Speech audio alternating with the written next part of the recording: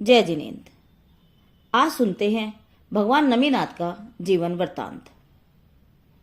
जम्बूद्वीप के भरत क्षेत्र में वत्स नाम का एक देश है। उसकी कौशाम्बी नगरी में किसी समय पार्थिव नाम का राजा राज्य करता था।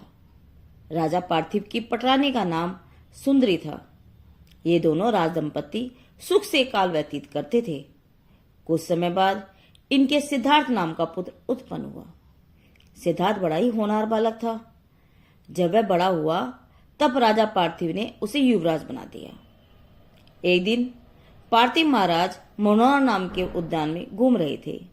वहीं पर उन्हें मुनिवर नामक एक साधु के दर्शन हुए। राजा ने उन्हें भक्तिपूर्वक मस्तक झुकाकर नमस्कार किया और उनके मुख से धर्म का स्वरूप सुना। धर्म का स्वरूप सुनकर अपने पूर्व पूछे। तब मुनिवर मुनिराज ने अवधि ज्ञान रूपी नेत्रों से स्पष्ट देखकर उनके पूर्व कहे। अपने पूर्वों का वृत्तांत जानकर राजा पार्थिव को वैराग्य उत्पन्न हो गया। उसने घर आकर युवराज सिद्धार्थ को राज्य दे दिया और फिर वन में पहुंचकर उन्हीं मुनिराज के पास भगवती दिन दीक्षा ग्रहण कर ली। इधर सिद्धार्थ भी पिता का राज्य पाकर बड़ी कुशलता से प्रजा का पालन करने लगा। कालधर्म से सिद्धार्थ के श्रीदत्त नाम का एक पुत्र हुआ, जो अपने शुभ लक्षणों से महापुरुष प्रतीत होता था। एक समय राजा सिद्धार्थ को अपने पिता पार्थिव मुनिराज के समाधि मरण का समाचार मिला, जिससे वह उसी समय विषयों से विरक्त होकर मनोहर नामक वन में गया और वहां महाबल नामक केवली के दर्शन कर उनसे 7 तत्वों का स्वरूप पूछने लगा। केवली महाबल भगवान के उपदेश से उसका वैराग्य पहले से अधिक बढ़ गया। इसलिए वह युवराज श्रीदत्त को राज्य देकर उन्हीं केवली भगवान की चरण छाया में दीक्षित हो गया। उनके पास रहकर उसने शायिक सम्मत दर्शन प्राप्त किया, 11 अंगों का अध्ययन किया और विशुद्ध हृदय से दर्शन विशुद्धि आदि 16 कारण भावनाओं का चिंतन कर तीर्थंकर नामक महान पुण्य प्रकृति का बंध किया तथा आयु के अंत में समाधि वर्ण धारण कर अपराजित नामक विमान में अहमेंद्र हुए। वहां उनकी आयु 33 सागर थी। शरीर 1 हाथ ऊंचा था, शुक्ल लेशा थी। 33,000 वर्ष बाद मानसिक आहार लेते थे और 33 पक्ष बाद श्वासोश्वास ग्रहण करते थे। वहां वह अपने अवधि ज्ञान से सप्तम नरक तक की स्थिति स्पष्ट जान लेते थे। वहां अपराजित विमान में अहमेंद्र के भाव में अनेक तरह के सुख भोगते हुए जब उन अहमेंद्र की आयु केवल 6 मास की शेष रह गई और वह भूतल पर अवतार लेने के लिए उद्गत हुए, तब इसी भरत क्षेत्र में बंग अर्थात बिहार देश की मिथिला नगरी में 81 वर्षीय महाराज श्री विजय राज्य करते थे, जो अपने समय के अद्वितीय शूरवीर थे। उनकी महारानी का नाम विप्ला था।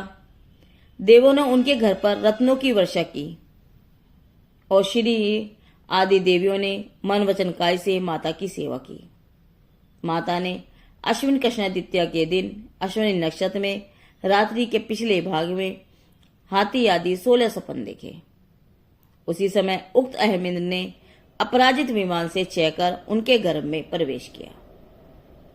प्रातः होते ही जब विप्ला रानी ने पतिदेव श्री विजय से सपनों का फल पूछा, तब उन्होंने कहा, आज तुम्हारे घर में त्रिभुवन नायक तीर्थंकर भगवान ने प्रवेश किया है। ये 16 सपन और ये रत्नों की अविरल वर्षा ये मातम में प्रकट कर रही है।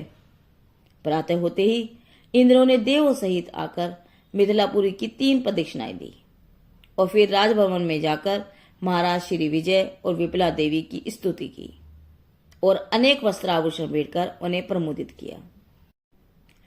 भगवान मुनि सुरनाथ के मोक्ष जाने के 60 लाख वर्ष के बीत जाने पर नमीनाथ जी का जन्म हुआ था। इनकी आयु भी इसी में युक्त है।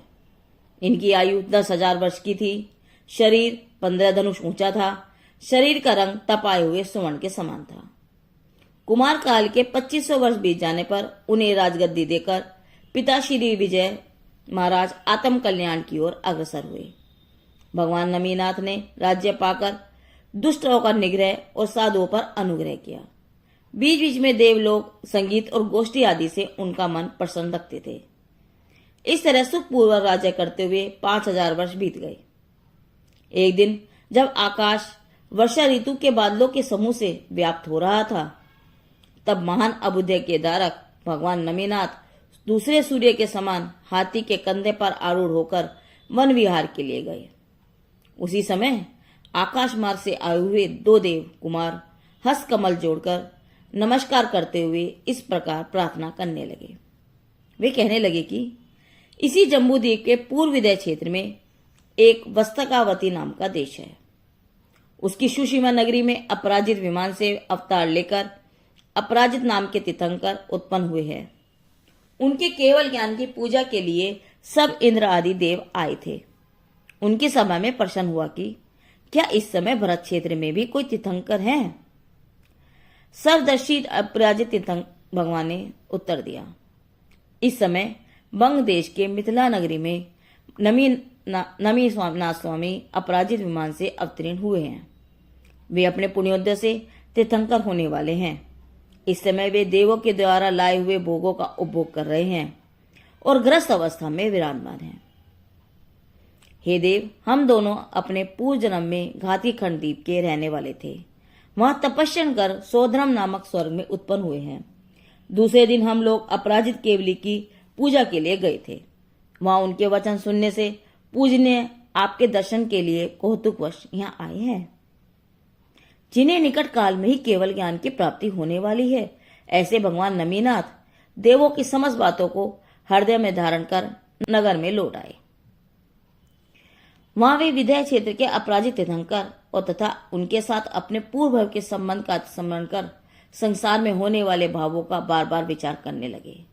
वे विचार करने लगे कि इस आत्मा ने अपने आप के द्वारा अनादिकाल से चले गए बंधनों से अच्छी तरह जकड़कर शरीर रूपी जेल खाने में डाल रखा है, और जिस प्रकार पिंजरे के भीतर पंछी दुखी रहता है अथवा आलान खंभे से बंधा हुआ हाथी दुखी रहता है, उसी प्रकार यह आत्मा निरंतर दुखी रहता है। यद्यपि नाना दुखों को भोगता है यह, तो भी उन्हीं दुखों में राग करता है। रति आदि 9 कसाय के अत्यंत तीव्र उदय से वह इंद्रियों के विषय में आसक्त रहता है और विष्ठा के कीड़े के समान अपवित्र पदार्थों में तृष्णा बढ़ाता है। यह प्राणी मृत्यु से डरता है किंतु उसी ओर दौड़ता है, दुखों से छूटना चाहता है किंतु उनका ही संचय करता है।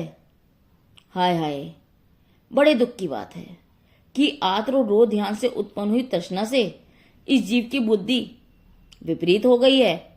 यह बिना किसी विश्राम के चतुर्गति रूप भव में भ्रमण करता है और पाप के उदय से दुखी होता रहता है। इष्ट अर्थ का विघात करने वाली दृढ़ और अनादिकाल से चली इस मूर्खता को धिक्कार हो। इस प्रकार वैराग्य के संयोग से वे भोग और राग से बहुत दूर हुए। उन्होंने सुपर्व नामक पुत्र को अपना राजभार सौंप दिया और उसी समय सारस्वत आदि समस्त लोकांती देवों ने उनकी पूजा की। तदंतर देवों के द्वारा किए हुए अभिषेक के साथ साथ दीक्षा कल्याण का उत्सव प्राप्त कर वे उत्तर कुरु नाम की मनोहर पालकी में सवार हुए। चैत नामक वन में उद्यान में पहुंचे। कर्मों का क्षयक्षण होने से उनके पसस संजलन का उदय हो गया, अर्थात प्रत्यक्षान्वरण क्रोध मान माया लोभ का क्षोभम और संजलन क्रोध मान माया लोभ का मंद उदय रह गया, जिससे वैराग्य प्राप्त कर वहां उन्होंने बेला का नियम लेकर आषाढ़ कृष्ण दशमी के दिन अश्विनी नक्षत्र में सायकाल के समय 1000 राजाओं के साथ संयम धारण कर लिया और उसी समय संयमी जीवों के प्राप्त करने योग्य चतुर्थ मन पर्याय ज्ञान भी प्राप्त कर लिया। आहार के हेतु भगवान वीरपुर नामक नगर में गए और वहां सुवर्ण के समान क्रांति वाला राजा श्रीदत्त ने उन्हें आहारदान देकर पंचाश्रय प्राप्त किए। तदंतर जब छद्मस अवस्था के 9 वर्ष बीत गए, तब वे एक दिन अपने दीक्षा वन में मनोहर बकुल वृक्ष के नीचे बेला का नियम लेकर ध्यान आरूढ़ हुए। वहीं पर उन्हें मांगशिक शुक्ल पक्ष की तीसरी नंदा तिथि अर्थात 81 के दिन सायकाल के समय समस्त पदार्थों को प्रकाशित करने वाला केवल ज्ञान उत्पन्न हुआ। उसी समय इंद्र आदि देवों ने चतुर्थ ज्ञान कल्याण का उत्सव किया। सुपर्व आदि उनके 17 गंधर्व थे।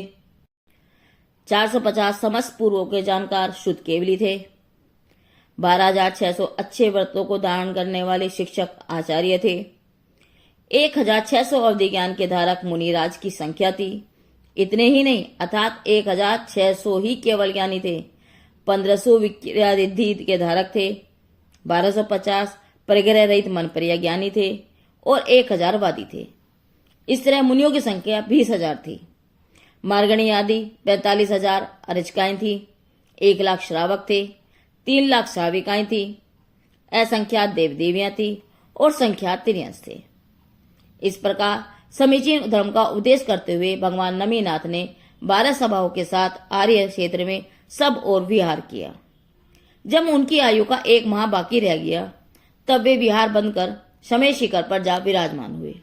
वहां उन्होंने 1,000 मुनियों के साथ प्रतिमा योग धारण कर लिया और वैशाख चतुर्दशी के दिन रात्रि के समय अंतिम समय में अश्विनी नक्षत्र में मोक्ष प्राप्त कर लिया। उसी समय देवों ने आकर सबके स्वामी श्री नमीनाथ तीर्थंकर का निर्वाण कल्याण का उत्सव किया और तदंतर पुण्य रूपी पदार्थ को प्राप्त हुए सब देव अपने अपने स्थान को चले गए। जिनका शरीर सुवर्ण के समान दैप्यमान था, जिन्होंने घातक कर्मों के साथ युद्ध किया था, जो विद्वान शिष्यों के स्वामी थे और अंत में जिन्होंने शरीर नष्ट कर दिया अर्थात मोक्ष प्राप्त कर लिया था, वे श्री नमीनाथ स्वामी हम सबके संसार संबंधी बहुत सारे भय को नष्ट करें। नमीनाथ भगवान के जीवन का यह वृत्तांत जैन पौराणिक कथाओं से लिया गया है। जिनदेव की वाणी आगम वाणी।